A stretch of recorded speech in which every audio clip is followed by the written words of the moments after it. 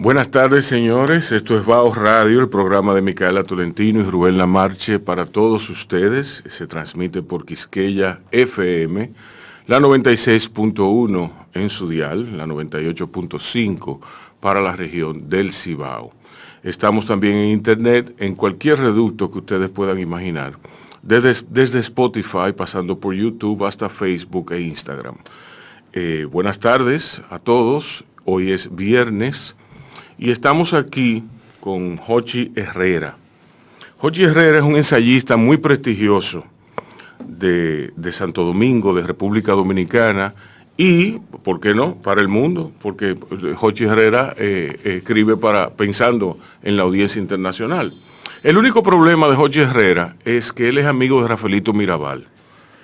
Entonces, yo admito que eso me causa ciertos reparos, pero yo estoy dispuesto a poner eso de lado, porque es que Rafaelito Mirabal, yo te voy a hablar de Rafaelito Mirabal, Jochi. Bueno, buenas tardes. ¿Cómo estás? Bien, Rubén, gracias. Encantado de estar aquí. Yo te voy a hablar de Rafaelito Mirabal. Rafaelito Mirabal se ha autosaboteado y me ha saboteado a mí. ¿Entiendes? Yo estoy cansado de invitarlo al programa. Estoy harto de extenderle mis más cordiales invitaciones y él siempre encuentra un motivo para no venir. Entonces ya yo estoy cansado de Rafaelito Mirabal, de esa onda que representa Rafaelito Mirabal. ¿Tú me entiendes?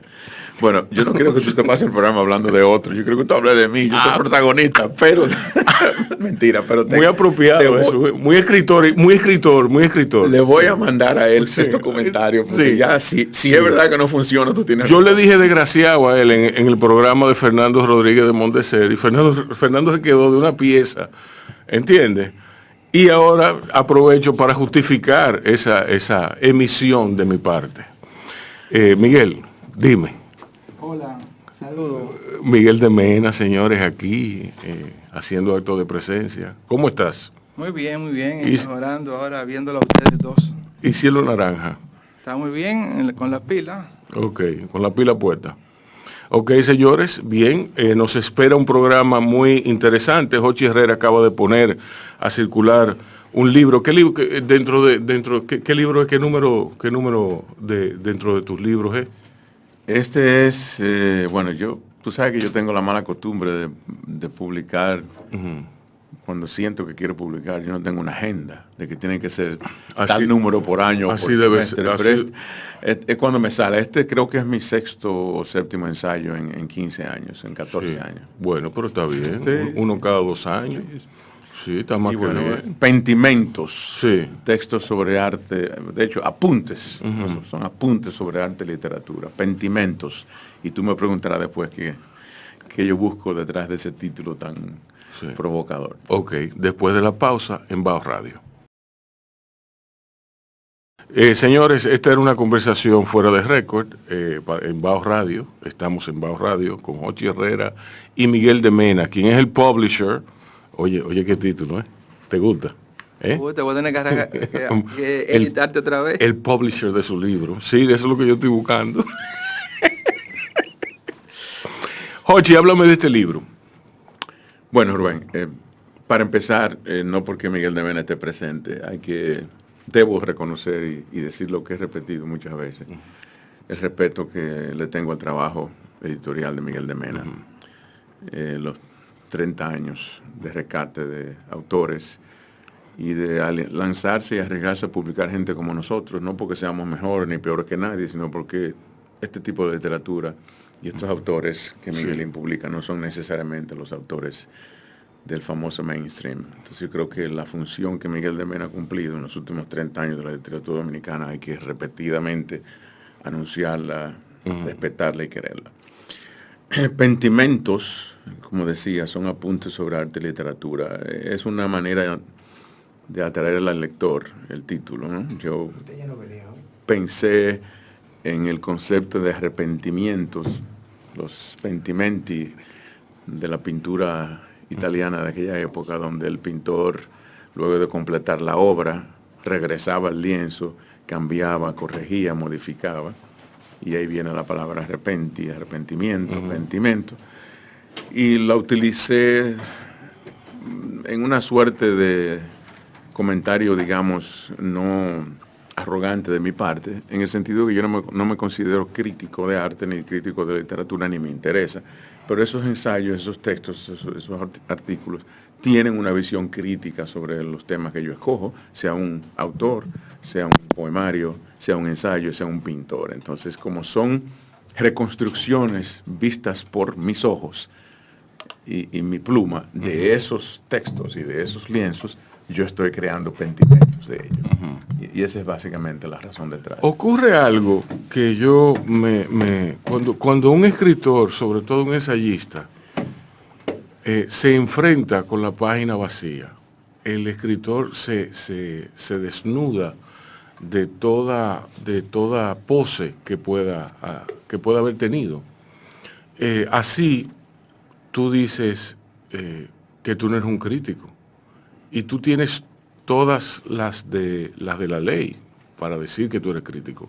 Pero cuando tú te enfrentas a una pintura, cuando tú lees un libro, tú como que automáticamente tú te desnudas ante él y tú te entregas al disfrute. Tú no piensas que tú me tienes que decir en el sentido del goce, el goce como fin último de todo arte. Rubén, tienes toda la razón. Yo me refería a la palabra de no ser crítico, entre comillas, partiendo de esa definición tradicional y ecuménica del crítico. Sí. Pero por supuesto que somos críticos todos. Todos los que pensamos somos críticos. Sí. Yo cuando me enfrento a esa página vacía, pueden pasar dos cosas. En el mejor de los casos, ahí viene todo el desahogo. Una luz. Ahí viene la luz, ahí viene la catarsis de la provocación que esa obra o ese poemario ha inducido en mí, sin ninguna regla. Yo te puedo empezar a hablar del grosor de los cúmulos, de las nubes cúmulos en el horizonte, para terminarte en una obra de teatro o en un libro. Exacto. La digresión juega un papel importante. El vagabundeo de Montaigne, ¿no? Es la idea ideal del ensayo literario. También te digo que la página a veces nos intimida, me asusta. A veces encuentro una página en blanco y no me sale lo que quiero decir. Tiro la página y me olvido de eso. Y a los 2 días, a los 3 días, me despierto a las 12 de la noche y voy y escribo. Entonces, eso es un desafío del escritor absoluto. Pero yo creo que lo que en mi caso me ha dado éxito, digamos, es que yo no me impongo nada. Yo empiezo a escribir de las ideas que tenía y voy por mitad del texto y digo, ven acá, pero esto es otra cosa. Bien, sigue para adelante. Sí, exacto.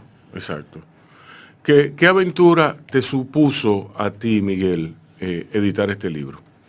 Bueno, lo primero es el rigor con el que Hochi asume el acto literario, el acto del pensar, que para nuestro medio es quizás demasiado denso, porque nosotros hay una vinculación, hay un subrayado que a mí no me gusta mucho hacerlo, y es el Hochi, el César Herrera doctor, el médico.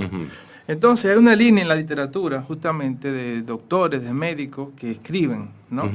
E implican mucho conocimiento de ese espacio, el cuerpo. Por ejemplo, Rabelais, todo el tema que trataba, todo, ¿no? Y hasta el Gregorio Marañón. Entonces tú encuentras una línea. Entonces en Hochi se da una reflexión que para mí es muy exquisita para el medio dominicano, exquisita en el sentido de lo bondadoso, de lo suculento que es, en el sentido de pensar el cuerpo, pensar la corporalidad desde plano de vista muy actuales y también muy clásicos, esa combinación de esas dos líneas, ¿no? Exacto. Y entonces para mí es un gran como brinco en la literatura, porque vamos a llamarle el previo de Hochi fue Antonio Zaglul. Pero Antonio Zaglul no se pudo separar mucho del concepto de estampas, el concepto del costumbrismo. Es decir, el discurso, vamos a llamarle así, médico, crítico, en el caso de Zaglul, él solamente lo llevó hasta un grado folclorista. Uno lee los textos de Zaglul, 1500 Locos, el libro sobre Evangelina Rodríguez, que fue el libro más serio que él escribió, y tú ves ahí como hay un sustento muy, vamos a llamarle popular. Y no hay una intención filosófica, no hay una intención de enfrentarse con el cuerpo. Bueno, es que Zaglul estaba involucrado sentimentalmente con sus locos. Claro, y el título te lo dice. Él logró una sinergia con Eduardo Brito, Sí. pero por ejemplo, Zaglul es muy deudor de González Herrera y él reconoce a medias esa deuda con el libro de González Herrera, Cosa de Locos. Para mí es un gran libro previo a Mis 500 Locos y un tanto trata. Inclusive los mismos personajes de González Herrera salen en Zaglul. Y es una deuda no reconocida abiertamente. Yo no conocí ese libro, ¿no? Es un libro que yo edité, lo que pasa es que como tú no vas a la fiesta del libro, entonces ahí te pierdes de muchas cosas. Óyelo ahí, oye, ya le salió la maldad. Sí. No, es un libro clave para entender para entender el encanto de la locura. Y González Herrera es un autor muy clásico. Mira, Miguelín, tú ya que hiciste ese paralelo con Zaglul, y bueno, me siento honrado porque es una persona de mucho mérito en el campo médico sobre todo. A mí me parece que es una cosa diferente tú utilizar tu profesión médica en este caso como instrumento de tú llegar a todo lo humano, que incluye la salud y el cuerpo y filosofía y poesía y maldad. Eso es una manera. La otra manera es que tú te limites a algo relacionado con tu campo, que por ejemplo tú escribas un libro de mentes y tú empiezas a mezclar los conocimientos científicos con esa experiencia tipo viñeta. Son dos cosas diferentes. Mi planteamiento, y no digo que es mejor ni peor, mi planteamiento es yo aprovecharme, y mi primer ensayo fue precisamente sobre corazón, extrasístoles y otros accidentes. Mi experiencia es aprovecharme de ese privilegio de ser médico sensible o médico que ha experimentado, vivido cosas a través de su ejercicio y de la gente, para entonces explorar al ser humano. Exacto. Partiendo de ahí. Exacto. No es explorar el corazón porque vi un paciente que tenía tal dolor y el dolor era de tal forma y entonces me acordó a mi abuela. No, es utilizar esas armas, que ese privilegio del profesional que está en contacto con el ser humano en sus peores y mejores momentos, para explorar el ser humano más allá. Sí. En toda su dimensión. Bueno, sí, exactamente. El tema con Zaglul es lo siguiente. Zaglul parte de una práctica y asume un discurso un tanto folclorista. Digamos que él hace algo lúdico de lo que es su espacio laboral. Sí, él atiende totalmente. Él atiende a Eduardo Brito durante su juventud y se extrañó. Y él fue asumiendo los discursos lúdicos de sus pacientes.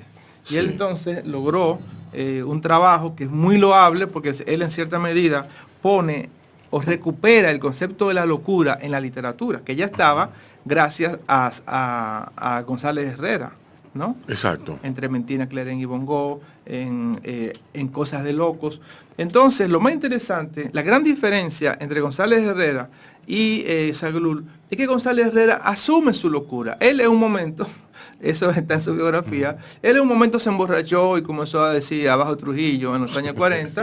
Todo el mundo dijo abajo Trujillo. Y entonces, entonces la única manera de él evadirse, ¿no? Porque imagínate, un tipo que era joven diplomático, estrella, que estuvo en el extranjero, etcétera, la única manera de evadirse fue declararse como loco y él mismo autointernarse. Sí. Entonces él comenzó a internarse y en ese espacio del manicomio, él fue explorando psicologías muy particulares y logrando una obra increíblemente interesante. De hecho, la tesis de doctorado de Norberto James fue precisamente la obra de González Herrera. Sí, González Herrera. Y recuerdo que comenta eso sobre Trementina, Cleren y Bongo, de cómo esa locura real o parcial o falsa de él fue un refugio creativo y de supervivencia. Exactamente. O sea, a mí eso me recuerda el libro de Torcuato Luca de Tena, el de los renglones torcidos, aunque tiene otro tono ese libro. No, y hay autores como Pedro Laín Entalgo, por ejemplo, Gregorio Marañón, etcétera. Es decir, que hay un discurso muy interesante. En el caso de González Herrera, es un autor que viene de la afuera, viene del periodismo, y se interesa en el concepto de la locura, tanto como algo periodístico, como algo vivencial, y entonces fíjate cómo él va cambiando. Una obra muy, muy compacta como Trementina, Cleren y Bongo, a ese último libro de Cosas de Locos, donde la mitad del libro de Cosas de Locos está dedicado a Eduardo Brito. Y cómo hay toda una historia de Eduardo Brito. ¿Y tú escribiste algo sobre ese tema, Miguelín?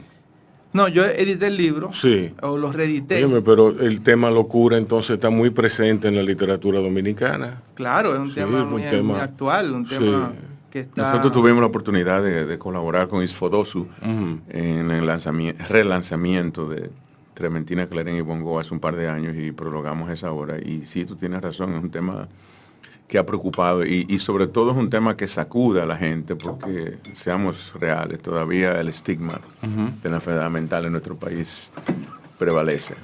Sí, pero prevalece, bueno, en todo caso, a mí se me ocurre que es como lo que pasa con la ficción histórica. La ficción histórica arranca donde termina el historiador. El historiador, con su folclore que rodea toda la academia, puede ser muy árido, puede ser muy increíblemente llano en su búsqueda del dato. Entonces, el ficcionalizador, el novelista, comienza donde él termina. Tú no sabes si Flavio Josefo escribió esas declaraciones que son atribuibles a un rey, que son atribuibles a un evento, que son narraciones de una batalla. Tú no sabes si él la hacía borracho en su casa.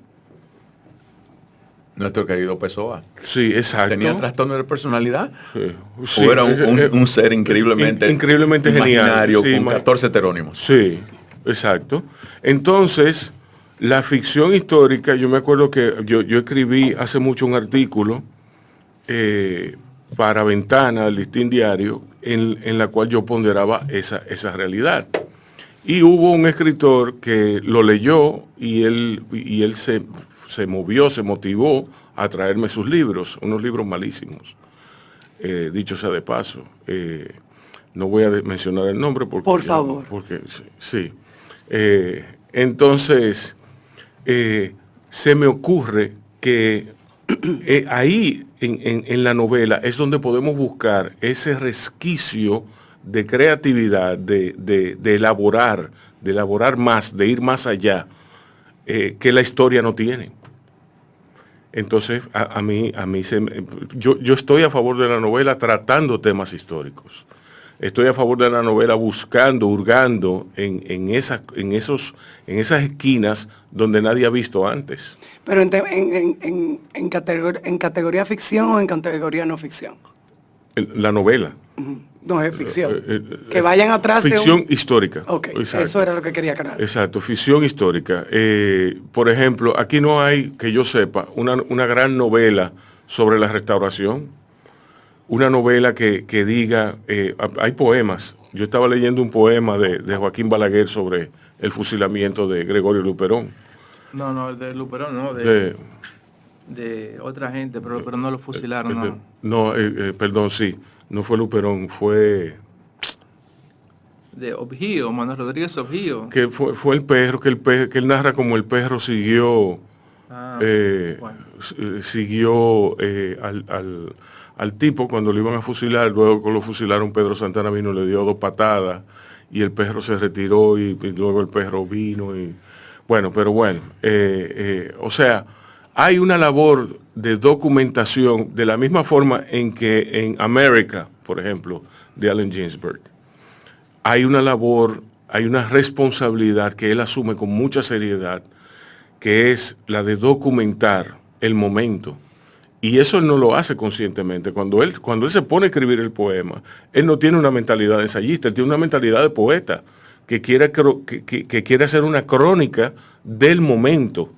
Y le sale increíblemente actual, le sale bestialmente estructurado, y entonces tiene ese valor documental que está ahí.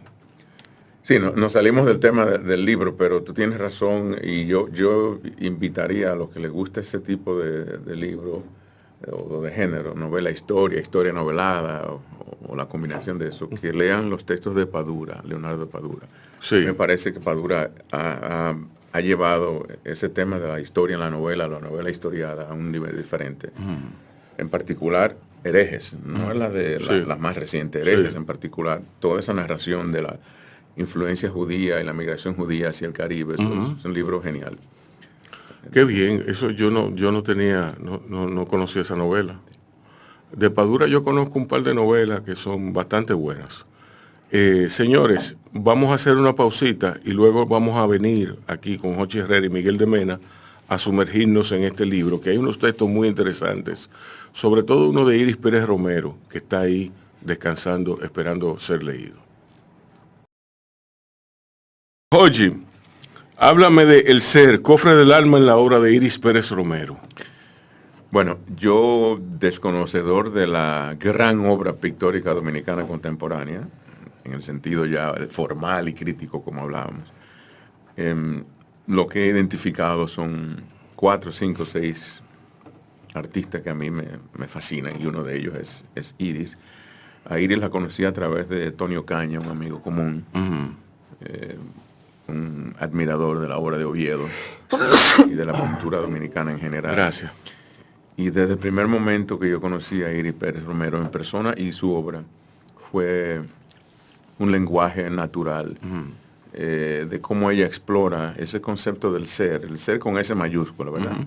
El ser como lo que somos nosotros, cómo pensamos, cómo actuamos, lo que nos motiva, lo que está detrás, lo que no conocemos de nosotros. Ese ser conectado a la naturaleza, a nuestro origen, a de dónde venimos. Y no estoy hablando necesariamente de cosas de índole mística ni religiosa. Estoy hablando, ni tampoco filosofía, estoy hablando de la interpretación de nosotros como individuos pensantes y sintientes dentro de un contexto real que es la naturaleza y el entorno. Y la destreza, la libertad, la alegría, la contundencia que tienen los trazos de Iris, a mí me impresionó desde el principio. Y he desarrollado una relación de amistad también. Esto no lo digo por amistad, lo digo porque siento esa obra así.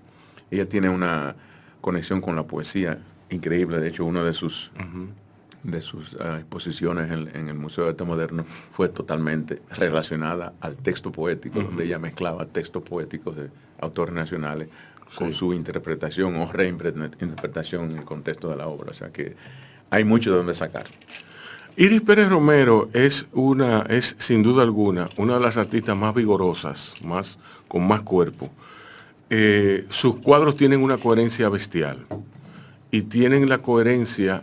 Cuando me refiero a coherencia, quiero decir que se pueden casi leer, que son casi textuales, sobre todo en los trabajos feministas de ella. Y son trabajos muy inteligentes que declaran a una mujer que ha entendido eso dentro de su proceso personal. Y no solo eso, Rubén, no sé si tú has visto las obras más recientes durante la pandemia. No las he visto. Iris tiene lo que ella hizo de todo lo que hemos pasado nosotros. Yo vivo en la calle contigua, la de Iris. Bueno, pasa por el atelier para que ella te muestre. Lo que ella hizo en ese periodo duro de la pandemia, que todos sufrimos interminablemente, tanto espiritualmente como emocionalmente, ella tomó toda la parte trágica, en este caso específicamente la muerte, el pesar, la desolación de la pandemia, y creó unas imágenes. Te digo, es realmente impresionante aquello. Imágenes de individuos, imágenes del individuo en la colectividad, imágenes de enfermos, imágenes de familiares. Pasa por la atelier para que lo vea. Y eso es un rasgo importante en un pintor o un artista contemporáneo, cualquier artista. El permanecer contemporáneo y, como decía Miguelín, ser capaz de transformarse, retroalimentarse, actualizarse, contextualizarse, porque tú no te puedes pasar la vida pintando las mismas imágenes que ella la traen. Ella asume lo que está en este momento, sea la situación de la mujer en el mundo, sea la situación medioambiental y en este caso la pandemia. Que es una labor de documentalista, de nuevo, ahí viene otra vez el documental. Jochi, ¿qué textos de Pentimentos, apuntes sobre arte y literatura, son de la pandemia? Bueno, mira, rápidamente para que el oyente sepa, aquí hay muchos textos ya publicados en República Dominicana y en Estados Unidos, que es donde publico, y hay otros que estaban inéditos. Yo no los coloqué en ningún orden particular, y dividí el libro en dos grandes fajos. El primer fajo es el lienzo, que es la mirada hacia la pintura o un pintor, y el segundo es la página, que es sobre los escritores y los textos. Específicamente relacionados a la pandemia, no hay mucho, pero muchos de ellos sí retornan y regresan y abundan sobre el tema de la sacudida emocional y espiritual que todos hemos vivido en estos años. Por ejemplo, aquí hay uno que es el que termina. Perecer en el amor es un poemario que acaba de publicar hace unos meses Eduardo Moga, poeta catalán espectacular. premiado. Y esa obra habla del amor sentimental, ¿no? El amor romántico, pero lo hace desde un ángulo mucho más general y filosófico, que no es solamente el amor de la pareja, sino el amor en sentido general. Y yo utilizo todo eso y esas metáforas para hablar de cómo el amor y el abrazo en particular, o las expresiones físicas, están siendo amenazadas con la pandemia. Sí. Hay un texto también que se llama, es una pregunta, ¿agoniza el abrazo? Sí. Donde yo pregunto, con este asunto de tener que saludarnos de lejos y con el puño, no tocarnos, Eso es fatal. ¿qué va a pasar con nosotros? Eso fue fatal para la cultura dominicana, el dejar de abrazar. Sí, pero ya eso se venía estilando. Ajá. Sí. ¿Tú Por crees? ejemplo, No, yo no creo, porque en los mira, 6 años que tengo en el país, no hay sitio donde yo vaya que me abracen por lo menos 2 veces, al entrar y al salir. Sí. No, pero según, por ejemplo, según los antropólogos, en el año 2000, entre 2000 y 2001, desapareció en la República Dominicana el queme. Es que es otra categoría de abrazo, ya, Y el queme, más extendida. Ya, no hay ninguna posibilidad de queme, porque ya eso pasó a la historia, eso es muy siglo XX. Sí. Ya la gente tiene drogas más Y espectaculares. los Z no se queman, no. Los Z y los millennials no se queman. No se queman, no, para Ay, nada. Dios, qué Ellos hacen un momento, una instancia muy rápida, como que se frotan así, como sacando chispa, y después cada quien se va para su mesa. Es decir, el perreo es un poco la desexualización del baile. Si tú te pones a ver, el perreo tiene una estructura animal, Sí. son 2 perros, realmente, como así violento. Sí. Si fuera el moneo, Sí. si fuera el moneo sería Sí. otra cuestión, porque Sí. los monos tienen otro nivel más romántico, Más sofisticado, como que se pelean, exacto, como sí. que hay una especie Ajá. de conquista. Sí. Los perros no, los perros primeramente comienzan a matarse y después tú lo ves pegado a los pobres. Y después- Miguelín, no te olvides que detrás de todo gran hombre es un pequeño perro. Esa está buena. Detrás de casi de alguno hay un gran perro. Oíste, cuidado. Sí. Ojo. Continúa, por favor, con tu perorata animal, zoológica. No, pues Sí. estamos hablando de pentimento. Yo Sí. creo que hay que recuperar Ok, el discurso ok. Hochi herreriano. Sí.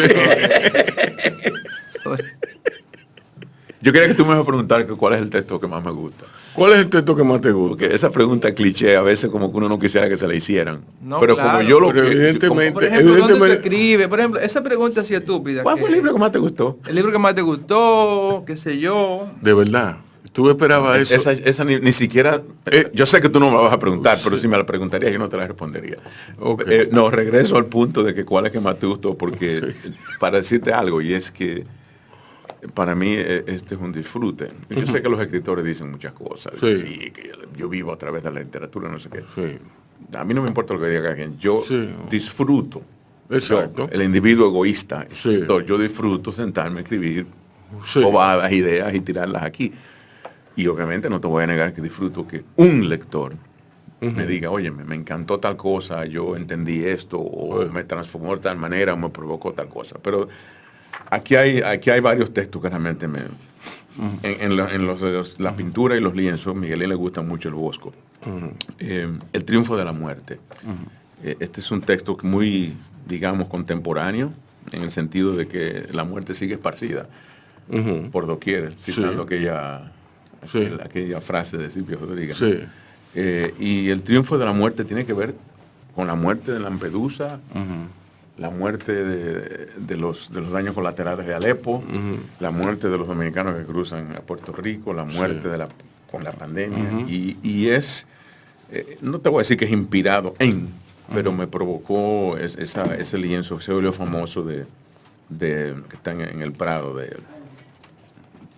de nuestro amigo Bruegel, El triunfo de la muerte. Y lo que hago en ese texto es realmente no es lamentar, es sacudirme ante esas imágenes de la muerte triunfando en la peste del siglo XVI, XV, XVI, y la contemporaneidad de la muerte, que está al dolor de la esquina. Dentro de esas versiones que te dije, son 3 o 4, pero hay muchas más. Es un texto que a mí me llegó muy dentro, nada médico, ¿no? Yo lo quiero leer porque ahora que lo mencionas, yo creo que hay una sociología de la muerte muy particular aquí en República Dominicana. Hay un ritual, hay una ritualidad asociada a la muerte. y hay sobre todo, que es muy diferente a la ritualidad que existe en los Estados Unidos, por ejemplo. Y me parece que, bueno, que hay cosas, o sea, cuando yo recuerdo un cuento que había una señora por mi casa muriéndose. Y Yuya, que así se llamaba, estaba agonizando en su cama, tenía 2 días agonizando, y vino una nieta de ella y le dijo, mamá, no te mueras, qué sé yo qué. ¿Tú me entiendes? Entonces Yuya despertó, abrió los ojos y le dijo, pero déjame morirme. Claro. ¿Tú no ves que en qué yo estoy? Ya al final. Yo me voy, ya déjame descansar. Mira, tú has dado en el clavo. Hay un gran ensayo de Philippe Arrest, o Arrest, no sé cómo se pronuncia en francés, Sí. que es la Probablemente la segunda más parte. seguro, que es sobre la historia de la muerte en la civilización occidental, y donde él narra a partir de experiencias, anécdotas y hechos como el que tú acabas de decir, narra cómo los humanos hemos visto la muerte, Sí. desde los enterramientos hasta la funeraria, hasta los velatorios. O sea, eso que tú dijiste es un signo claro de que hay un momento en que hay que dar la bienvenida a la muerte. Exacto. Que el individuo que se está muriendo lo asume Exacto. como un acto final y no tiene miedo, no se arrepiente, no está sufriendo. Esa es la excepción de los casos, porque hoy día el 95% de la gente se muere en un hospital, en una cama fría, encerrados, o en una unidad de cuidado intensivo sin ver a sus familiares. ¿Tú crees que eso es una manera digna de morir? No. Como esa señora quería morir, la manera digna de morir. Exacto. Y recuerdo también el de mi tía Memé, que ese me da risa. Ella era una señora de mucho comer, a pesar de su diminuta fisionomía. Y entonces ella estaba agonizando igualmente. Y entonces estaba todo el mundo llorando y todo eso. Y ella se incorporó de manera inusitada en determinado momento y dijo, yo tengo hambre. Búsquenme un mangú o algo. Bueno, es que literalmente parece que se estaban muriendo de hambre. Rápidamente ella dijo, ok, ya me comí el mangú, ahora yo estoy lista. Y se murió. Es que no quería morirse de hambre. Es que ella no- Que es una forma indigna de morir. ella sí. Mi abuela se levantó, Sí. antes de morirse fue al baño, Ujú. hizo sus necesidades, se acostó y se murió. Sí. Literal. Wow. Hay un poema de Borges, Sí. el poema de los dones, por Francis Haslam, que pidió permiso para morirse tan despacio. Diablo. Mira, hemos tocado un tema filosófico importante, que es el tema de cómo el humano cómo abordamos la muerte. Ya hablándote un poquito del ángulo médico, la ciencia ha llegado a tal nivel y la tecnología, de que ya tú sabes que hay varias definiciones de la muerte, ¿verdad? La muerte cerebral, la muerte de la conciencia, la muerte del cuerpo. O sea, te podemos poner en una máquina y mantener ese pedazo de carne, que supuestamente es el individuo, por días y semanas, Sí. porque una maquinita dice que hay una onda cerebral Exacto. todavía, o que hay un latido. A lo que voy es que la ciencia y la tecnología nos ha forzado a reevaluarnos y repensar la mortandad. Todavía yo no creo que los seres humanos en sentido general hayamos asumido nuestra finitud. Que yo creo que es el momento donde ya tú dices, como ese señor, ya, déjeme morir tranquila. Exacto. Esa es la excepción de los casos. Y lamentablemente la ciencia, mea culpa, no facilita ese proceso porque los médicos disponemos de los instrumentos y la tecnología y los conocimientos de seguir para adelante. O sea, vamos a seguir hasta lo último. Y mientras más desarrollado es el país económicamente, pues mucho más complejo e insólito a veces es ese proceso Sí. de no dejar a una persona morir. Yo también he tenido experiencias familiares en que intervine como médico y como sobrino. Mi tía Sí. querida del alma, Yolanda, que hace unos meses vivía en Estados Unidos hace muchos años, tenía una condición que mientras su cerebro estaba perfectamente claro, ella no podía seguir sufriendo físicamente por el trastorno respiratorio y cardíaco Sí. que tenía. Y llegó un momento donde ella dijo, yo no quiero seguir en hospitales. Déjeme morir, yo me quiero morir tranquila en mi casa. Y me rogó a gritos que hablara con sus médicos para que yo fuera su representante en ese proceso y que evitaran hospitalizarla. Lo logramos, porque hay legislación. Sí. Esa señora llegó a su casa feliz, reunió las hijas, las nietas, habló con ellas, comió con ellas 2 o 3 días, pidió la ropa que quería que la enterraran, se acostó a dormir al 4.º día, feliz de la vida, y amaneció muerta. Pero es un tema que tiene que ver con la doble moral de la sociedad dominicana, esa incapacidad para asumir el derecho del sujeto, ¿no? Sí. De tratar cosas elementales. Y eso es parte, lamentablemente, de, vamos a llamarle así, en relación a los otros países, de la involución de las leyes dominicanas, ¿no? Esa imposibilidad de tratar temas tan cruciales, tan vitales como ese tema de la... Con otro tema diferente a la muerte, porque Rubén está lagrimeando. Tú mencionas algo muy importante, que es la involución. Parece que vamos para atrás. Vamos para atrás, definitivamente. Hay cosas que tú dices que cómo es posible que el mundo esté asumiendo cosas tan prácticas en muchos aspectos, ¿no? Y nosotros, sin embargo, el Congreso y la cosa más vergonzosa que hay. Y la política, el discurso de la política. Ese es el tema. A mí lo que más me preocupa, Miguelín, de todo eso, no es que el 40% de los dominicanos piensen de tal forma y el 60% de tal forma. Al fin y al cabo, cada quien tiene la independencia de criterio. A mí lo que me preocupa es la bendita doble moral que existe en este país. Que los que son abanderados de lo que debe ser son los primeros que hacen lo que no debe ser. Entonces, ese es el gran peligro, esa prevalencia de la doble moral que hay que sacudirla y quitarla. Yo siempre cuento... Hay que decir coño sin avergonzarse en este país. Sí. Yo siempre cuento... Porque lo decimos en el baño y escondido, ¿verdad? Sí. Yo siempre cuento mi experiencia, yo nunca dejo de contarla, mi experiencia en Berlín, cuando comencé mi estudio de doctorado, que yo comencé a hablar con el profesor, y yo siempre hablaba en nosotros, ¿no? Y, Sí. y él me decía, ¿pero por qué te habla en nosotros si usted nos representa en grupo? ¿Por qué usted no habla de usted, de yo? Y yo le dije, oye, pero yo como que nunca había usado el yo, ¿no? Yo pienso, yo creo, porque nosotros tenemos un yo subsumido, nosotros tenemos un dominio casi terrorífico de la tercera persona, porque inclusive hay palabras que a nosotros nos da vergüenza, la palabra intelectual. Yo soy un intelectual y a mí no me da vergüenza decir que soy un intelectual, yo creo que soy un buen intelectual, pero en el país es una vergüenza. Ay, perdonen que yo no sé de esto, que yo no sé lo otro, perdonen que yo no tengo un doctorado en tal sitio. Entonces, esa especie de complejo de culpa que es como algo, una marca de fábrica, Sí, ¿no? sí. Entonces, eso pero tiene muchas derivas también y tiene muchos miedos ante la realidad. Y una de las realidades más terribles que yo pienso que vamos en involución es el tema de la muerte, ¿no? Y el tema a veces de la percepción y a veces el tema, qué sé yo, por ejemplo, hay un libro para mí muy importante que yo quisiera reeditar, lo que se titula Lengua y Folclore en Santo Domingo, de Luis Rodríguez de Morici. Y ahí él presenta muchísimos informes médicos de los años 20 de comunidades de San José de las Matas, muchas comunidades campesinas donde, por ejemplo, trata el tema de los velorios. Y los velorios en el pueblo realmente dominicano era una celebración. Sí. Y la gente no quería a veces que se muriera la gente, no porque la partida en sí, pues, sino por el tigueraje que se iba a armar y por toda la dinámica de fiesta, ¿no? En el momento en el que la sociedad dominicana, fíjate, nosotros yo creo que vamos en involución.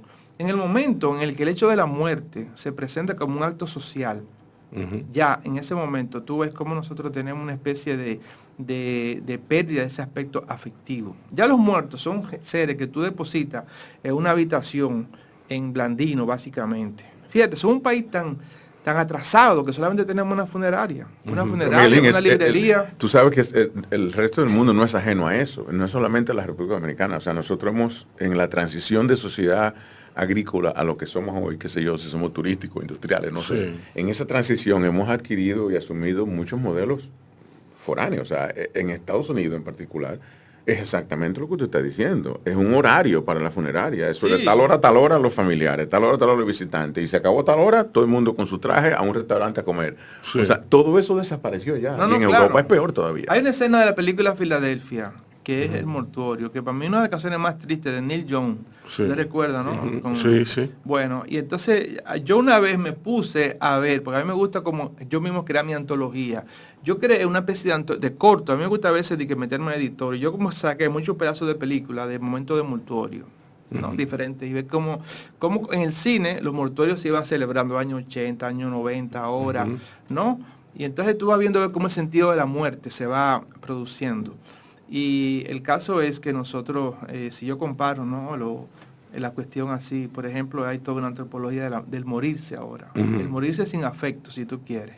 Y por ejemplo, en ese libro, el lenguaje y folclore en Santo Domingo, de Emilio Rodríguez de Morici, se habla como el concepto de la muerte era casi una empresa. Tú contratabas una par de señoras para que lloraran todo el día, para la procesión, estaba el tigueraje comiendo, estaba el tema de la comida como elemento básico, el juego, los chistes y el humor, y la gente recordando las cosas simpáticas y no simpáticas del era como un Sí, wake, yo digo, tú sabes como que un yo- wake.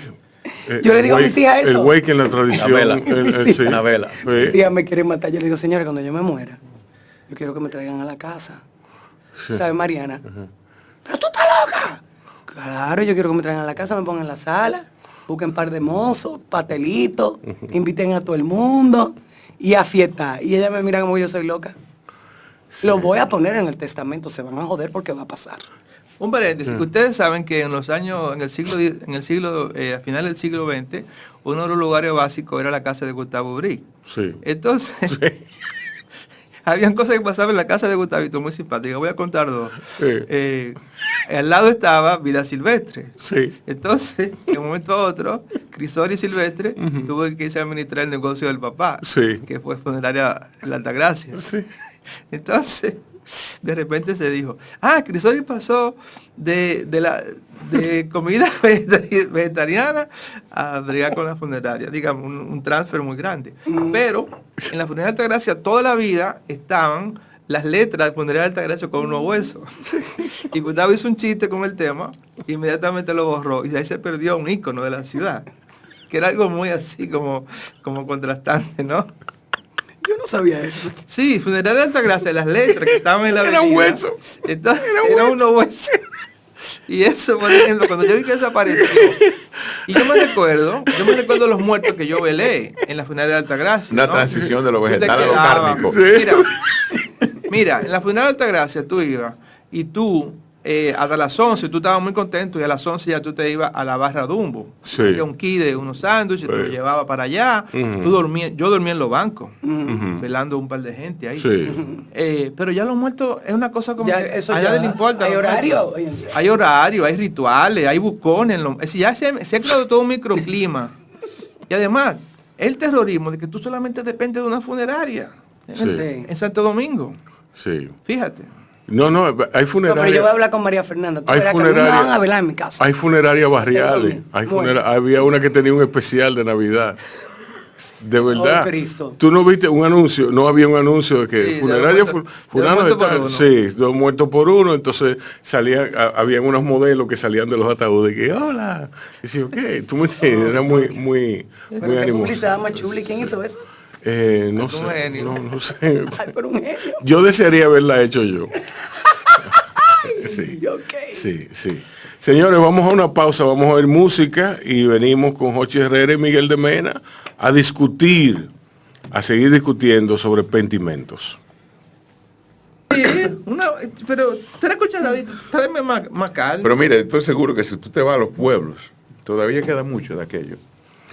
Yo te aseguro que Pero tú las vas, lonas todavía existen. si tú vas a un pueblo pequeño, Navarrete, Mao, Pero no sé mira, qué, y tú mira vas a los encontrar mucho de eso. entierros de los barrios populares de aquí. ¿Cómo son? Es todo el mundo bebiendo y haciendo bulla y dándose pases de cocaína. Y los narcos. Y los narcos tirando tiros. y tirando en los tiros pueblos. en los pueblos y en los barrios de la capital. O sea que es más o menos lo mismo. Es más o menos lo mismo. La cosa no ha variado mucho. Jochi, háblame de otros ensayos que hay ahí que te gustan. Bueno, en los referentes al lienzo y la pintura, debo mencionar también a otro artista capitaleño, Nelson González. Nelson González dibuja, hace acuarelas y dibuja. Tiene su atelier ahí en el Condes. También lo conocí por Tony Ocaña. Me provocó muchísimo una serie de acuarelas sobre el selfie. Wow. Y yo aprovecho eso para Sí. entrar al tema del homus photographicus. Sí, sí. El hombre moderno que es el hombre del Sí. selfie, del celular y la fotografía, tú sabes. Sí. Estoy comiendo, déjame sacar una foto. Voy al dentista y me saca la foto. Partiendo de Roland Barthes. Sí.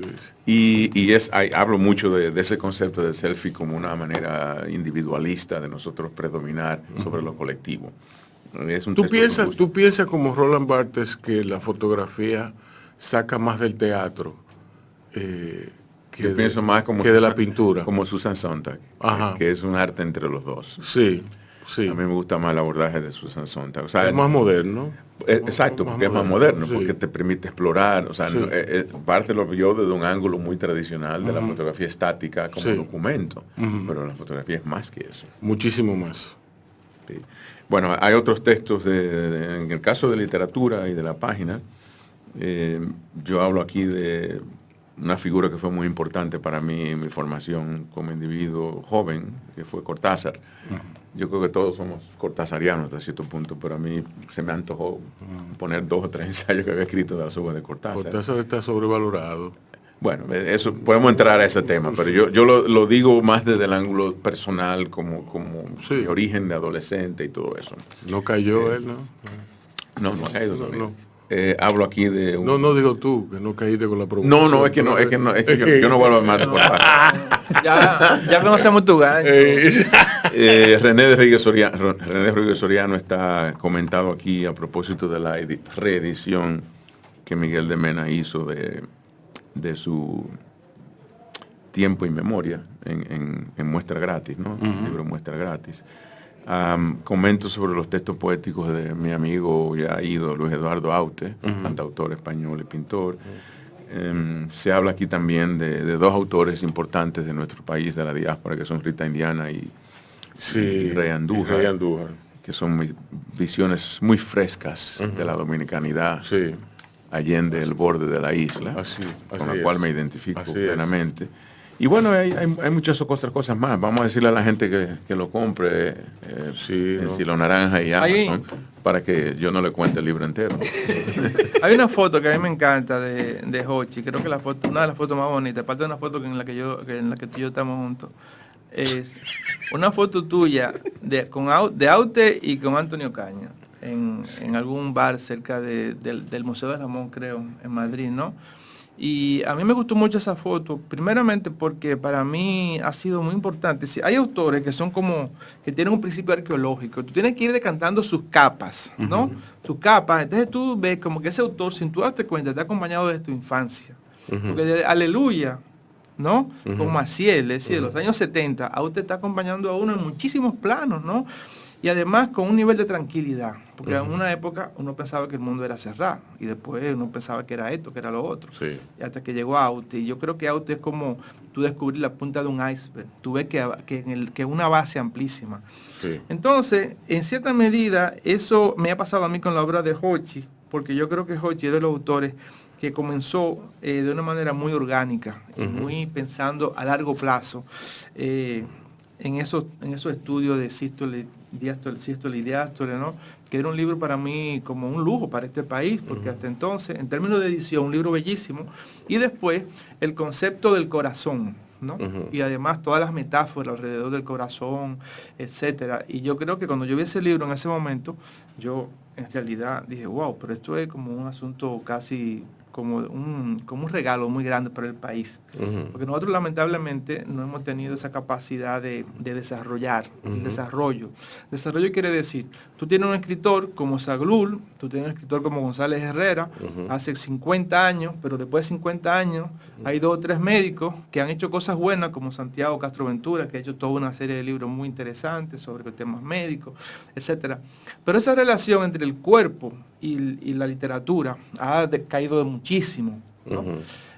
Porque en cierta medida en un momento se caricaturizó la figura de Zaglul.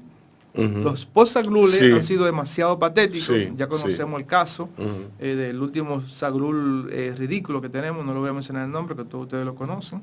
Pero el tema es que en cierta medida la medicina como discurso se vive con un punto de vista del escándalo. El SIDA primero, ahora el coronavirus. Entonces el cuerpo es como lo opuesto, ¿no? Nuestra unidad básica.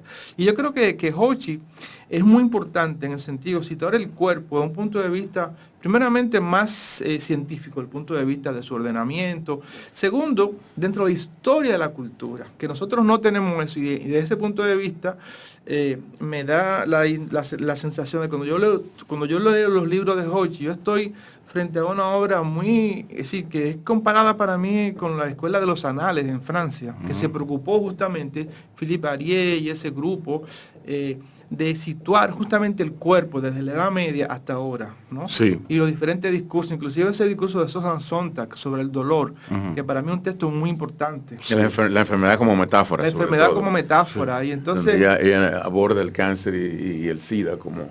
Exactamente. Como manchas en la visión contemporánea del cuerpo y la enfermedad, y ella lo transforma, eso, sí, ¿no? le da el significado y el contexto sociológico apropiado. Entonces Hochi para mí tiene un discurso, para mí el discurso más interesante y más orgánico sobre una zona del pensamiento contemporáneo que nosotros no asumimos, y el concepto del cuerpo. Porque lamentablemente nuestro ensayista tiene una formación muy periodística, ¿no? Tú coges una investigación en internet, unos papers, y ya tú haces un libro de eso.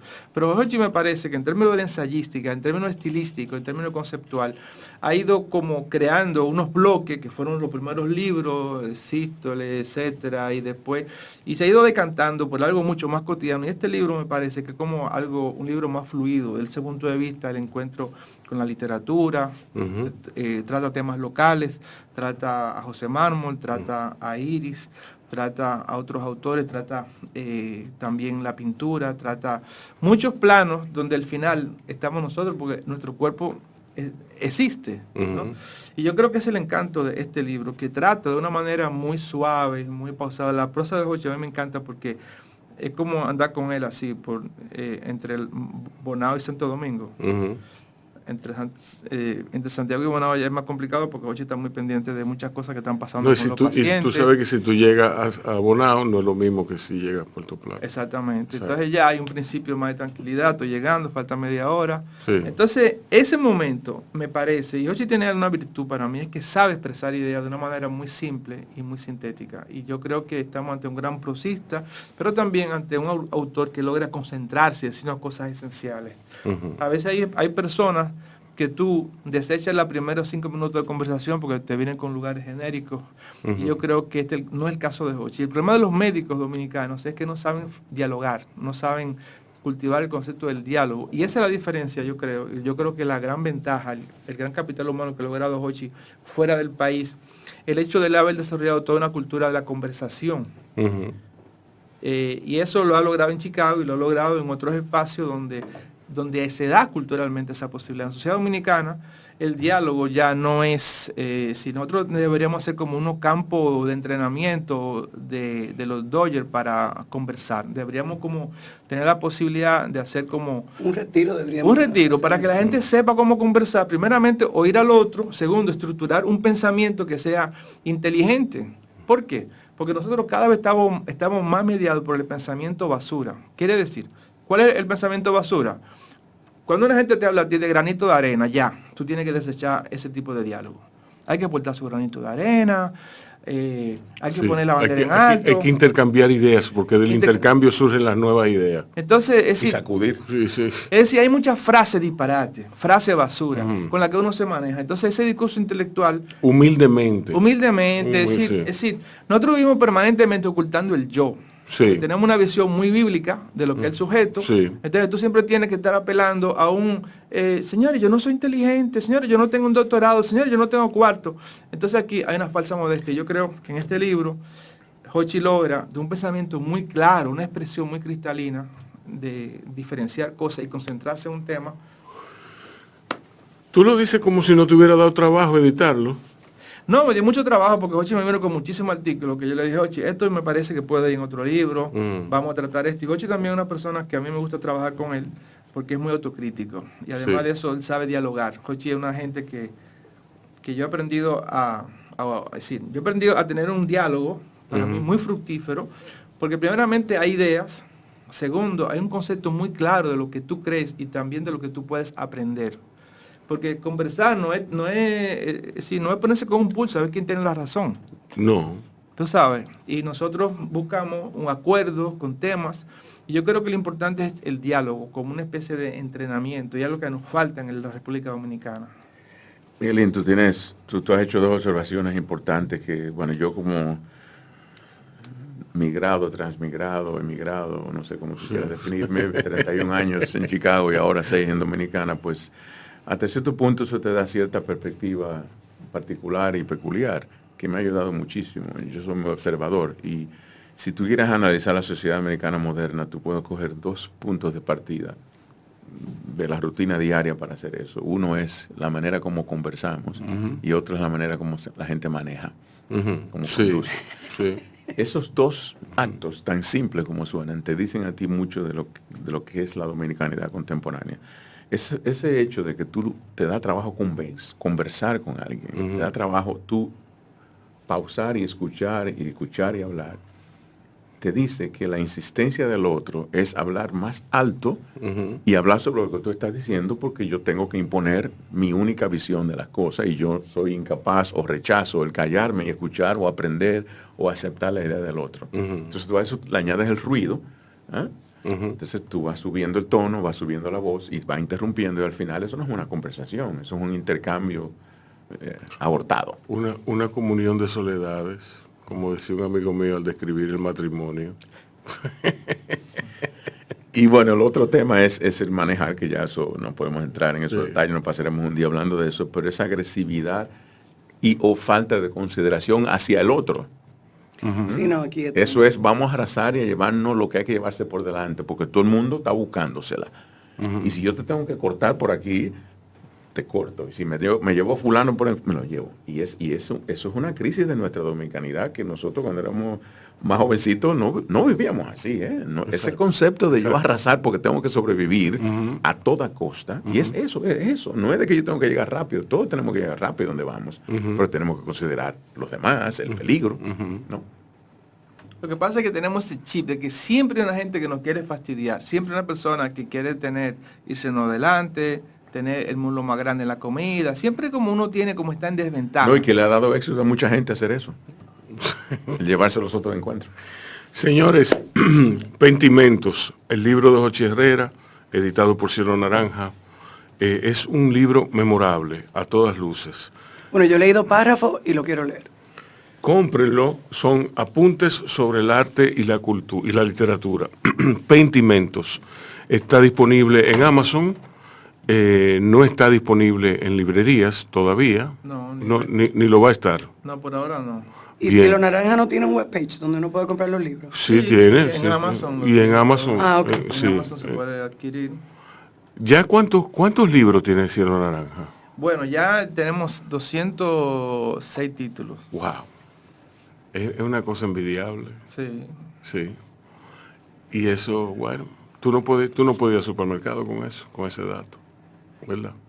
No, porque son libros para consumo interno. Yo desde un principio dije que son libros para los amigos y los sigo manteniendo. Él lo dijo la última vez que tuvo. Sí. Y en realidad son libros que para mí tienen un nivel, lo que buscan es un diálogo, tú ves. Y buscan un consumo interno y más nada. Sí, así es. Bien, señores, muchísimas gracias por haber estado aquí en Baos Radio. Gracias, Rubén y Micaela, por esta Gracias conversación a ustedes por venir. tan agradable y linda, y ojalá que en el medio del caos del tráfico la gente se detenga a pensar un poquito sobre estas cosas que hemos hablado. Gracias. Yo quisiera como que todo el mundo fuera afuera y viera cómo se maneja allá afuera. Sí, lo que pasa es que muchos de los que manejan así aquí van fuera y manejan mejor que los de fuera. Pero una cosa, pero uno se da cuenta, uno se da cuenta cuando hay uno que manejó fuera. Porque hay un cierto nivel de algo que yo todavía no he concluido, pero sí. Y lo que manejan afuera y no manejan aquí.